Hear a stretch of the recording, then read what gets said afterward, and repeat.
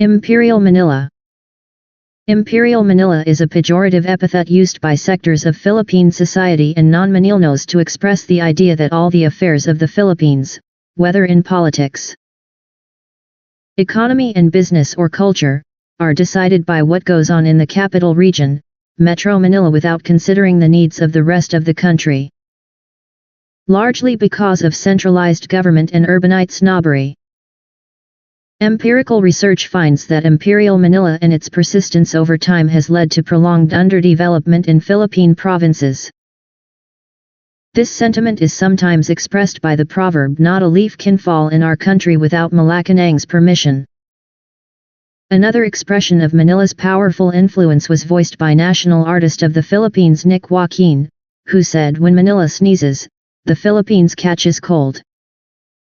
It is unknown when the term was first used, but there are political writers, particularly those living outside Metro Manila, who associate this term with the People Power Revolution because it was believed that the country's former president, Ferdinand Marcos, was toppled from his position without the participation of Filipinos living in areas outside of the capital region. In the 1970s, Marcos borrowed $2.5 billion from the World Bank in order to establish Manila as a globally competitive city. The funding facilitated government-backed expenditures on infrastructure and urban developments that displaced and relocated the urban poor while benefiting elites, who were able to profit. In an article published in Philippine Daily Inquirer, Amando Doronila wrote that people power movements have been an Imperial Manila phenomenon. Their playing field is EDSA.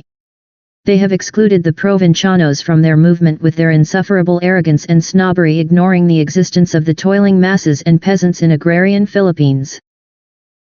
The term was used by Philippine President Gloria Macapagal Arroyo in her 2006 State of the Nation address, which she said has slowed down progress, has become open to over-competition and oppressed the provinces and its people. It was because of the country's centralized government that provincial governments favor constitutional amendments for a shift to federal government, as well as supporting Arroyo and rejecting calls from Manila-based activist groups demanding for her resignation due to corruption charges, particularly the Philippine National Broadband Network. Controversy. Local opinion polls have also been lambasted for solely sampling Imperial Manila-based residents when it comes to surveys that deal with nationwide issues. Meanwhile, the term also appears in government websites such as those of the League of Provinces and the Province of Bohol.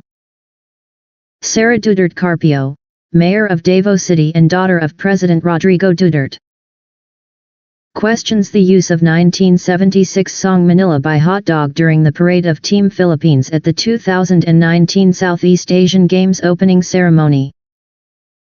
She claims the title is capital-centric and does not represent the whole country, even suggesting to use budots instead since her fellow Davaoenos invented it. Officials of Mindanao-based rebel group Moro Islamic Liberation Front have blamed Imperial Manila for making the Muslim Mindanao region the poorest in the country, stating that the consequence of neocolonialism has deprived our people to run themselves unfettered and unhampered. Government figures show that the region's poverty incidence in 2006 is at 55.3%, with 3 of its 6 provinces, namely Taay, Maguindanao and Lanao del Sur, listed among the country's 10 poorest provinces.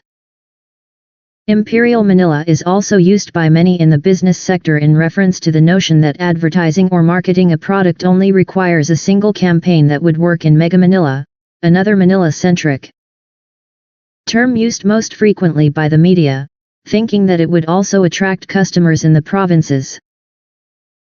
Advertising agencies in Metro Manila are also faulted for publishing print advertisements in Manila-based newspapers that would reach other cities by mid-morning, when the residents have already read their own local daily, or running a television commercial at a prime time slot of 2100 hours in Manila while the rest of the country is already asleep.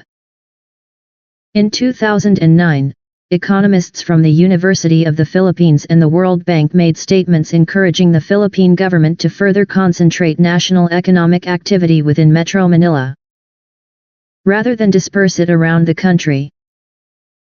Meanwhile, in some parts of Luzon, in some scattered areas in Visayas and in Mindanao, rolling blackouts happen almost daily. Metro Manila commuters, too, many of whom have had to leave their families in other parts of the country in order to look for work, suffer from the effects of traffic congestion. The term is also used, particularly in Cebu, in conjunction with the perceived imposition of the Tagalog language, which is the language not just of Manila but also of many of the country's other provinces, as a national language. The provincial government has even mandated that the national anthem be sung in Cebuano as a form of linguistic protest. In spite of a law that punishes the singing of the national anthem in languages other than Tagalog with fine or imprisonment. In response, some academics have called either for the overthrow of local government officials who resist official Manila centrism or, more recently, the ostracism and outright shooting of regionalists point blank in the head.